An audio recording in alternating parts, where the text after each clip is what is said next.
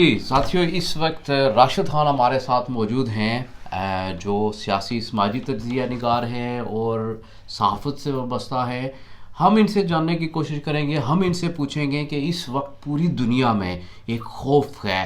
دنیا کا کوئی بھی بر اعظم میں بسنے والے، کسی بھی بر اعظم میں بسنے والے کوئی بھی شخص آج خوف زدہ ہے، وہ متاثر ہے۔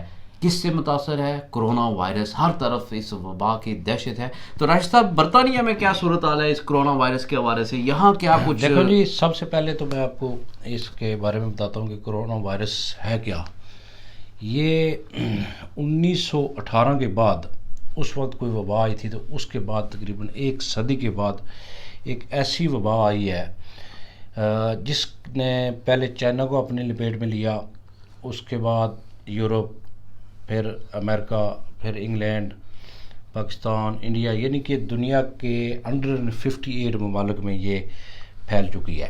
اور بیسیکلی ہے کیا ہے؟ یہ جانوروں سے وائرس آیا ہے۔ بیسیکلی آپ جانوروں کا فلو کہہ سکتے ہیں، تو جس کی ویکسین موجود نہیں ہے، کوئی علاج موجود نہیں ہے۔ مثلا ایک فلو ہے جو نارمل صحت مند لوگ ہیں، ان کے لیے کوئی پرابلم نہیں ہے کہ وہ یہ تقریباً 2 ہفتے میں وہ صحت یاب ہو جاتے ہیں۔ لیکن جو لوگ اوور 70s ہیں یا جو ہارٹ کے بیماری میں مبتلا ہیں، ڈائبیٹک ان کو ہے، ہائی بلڈ پریشر ہے، مختلف بیماریوں کے، تو وہ جو ہے نا ان پر زیادہ ان کے مرنے کے چانس ہیں۔ ویسے اس کی جو 98% چانس ہے بندہ سروائیو کر جاتا ہے۔ اور ایک پینک اصل میں جو کریٹ ہو گیا ہے۔ ویسے تو یہاں برطانیہ میں سچویشن جو ہے بڑی نارمل رہی، لیکن جس دن سے گورنمنٹ نے تھوڑا ایکشن شروع کیا، لوگوں کو بتایا کہ آپ پبلک پلیسوں پر نہ جائیں، غیر ضروری گھروں سے نہ نکلیں، تو یک دم آپ نے دیکھا ہوگا کہ پہلے 24 کیسز آئے، کل 34 تھے، آج 71۔ اب جو چیف سائنٹسٹ ہے اس نے ابھی بورس جانسن کے ساتھ وہ بھی آئے تھے پریس کانفرنس کے لیے، تو وہ ان کے مطابق یہاں 50,000 لوگ اس کا شکار ہو سکتے ہیں۔ لیکن یہاں 50,000 لوگ زندگی کی بازی ہار سکتے ہیں؟ نہیں ہار نہیں سکتے۔ اس وائرس میں اگر ان کو چیک کیا جائے نا سب لوگوں کو، لیکن اتنی بڑی آبادی میں چیک کرنا 65 ملین لوگوں میں بہت مشکل ہے۔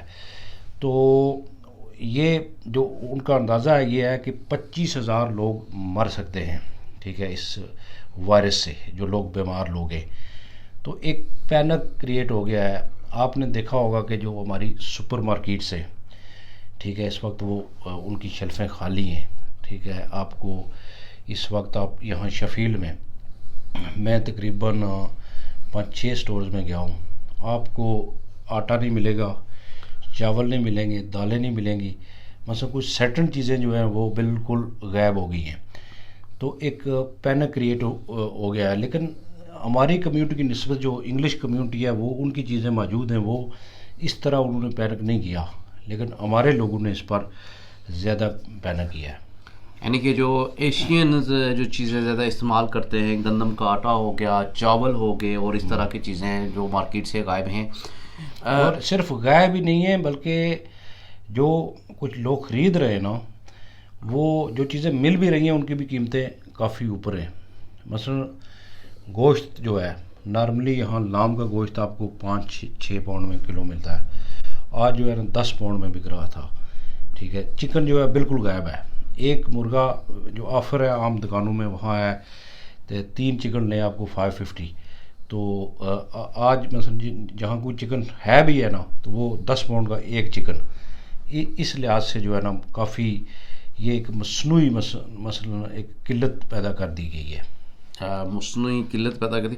اچھا یہ بتائیں کہ فار ایگزامپل گورنمنٹ یہ اعلان کرتی ہے کہ 10 دن کے لیے لوگ گھروں سے باہر نہ نکلے، 10 دن کے لیے سب کچھ یہاں بند کرتے ہیں، تو اس میں متاثر جو ہوتا ہے وہ ظاہر سی بات ہے وہی لوگ متاثر ہوتے ہیں جو اپنی محنت بیچتے ہیں، چاہے وہ کنسٹرکشن کا کام کرتے ہیں، کسی فیکٹری میں کام کرتے ہیں، کارخانے میں کام کرتے ہیں، ریسٹورنٹ میں کام کرتے ہیں۔ تو 10 دن اگر بند ہوتا ہے تو ان پر کیا اثرات مرتب ہوں گے ان محنت کشوں پر؟ آج انہوں نے 300 بلین، اب پاکستان پور پر قرضہ میرے خیال ہے کوئی 80 بلین ہے، ڈالر، تو پاؤنڈ کی رقم تھوڑی اس سے بڑی، $300 بلین پاؤنڈز کا انہوں نے لوگوں کو قرضے دینے کے لیے کہا ہے بینکوں کو کہ ان کو 6 مہینے تک انٹرسٹ فری قرضے دیے جائیں، ٹھیک ہے، ان کی ضرورت کے مطابق، تاکہ جو بزنسوں میں لوز کر رہے ہیں اس کے بعد جو ریٹ ہیں دکانوں کے، کمرشل دکانوں کے، وہ معاف کر دیے گئے کافی عرصے کے لیے۔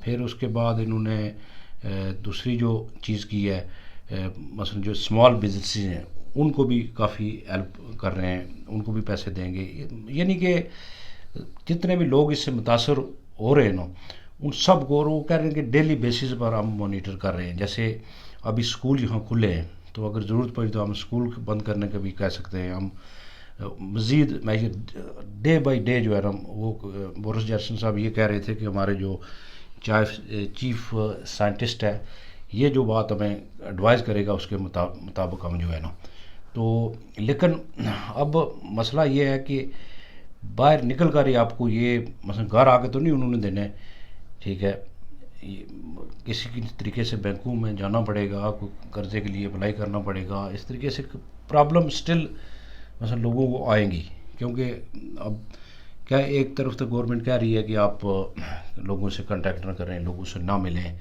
دوسری طرف مثلا آپ کو کسی نہ کسی طریقے سے اب دیکھیں گے منڈے تک ہمیں پتہ چل جائے گا کہ لوگوں کو کیا کچھ، کیونکہ کام جو ہے نا بڑی بری حالت ہے اس وقت۔ جتنی بھی بزنسیں ہیں، چند بزنسیں وہ پیسے بنا رہی ہیں، جیسے سپر مارکیٹ ہیں ان کی ٹھیک ٹھاک سیل ہو رہی ہے، لیکن جو باقی پبس، کلبس، ریسٹورینٹس اور بے شمار جو بزنسیں ہیں وہ سب بالکل بیٹھ گئی ہیں، کیونکہ بندہ باہر نکل ہی رہا۔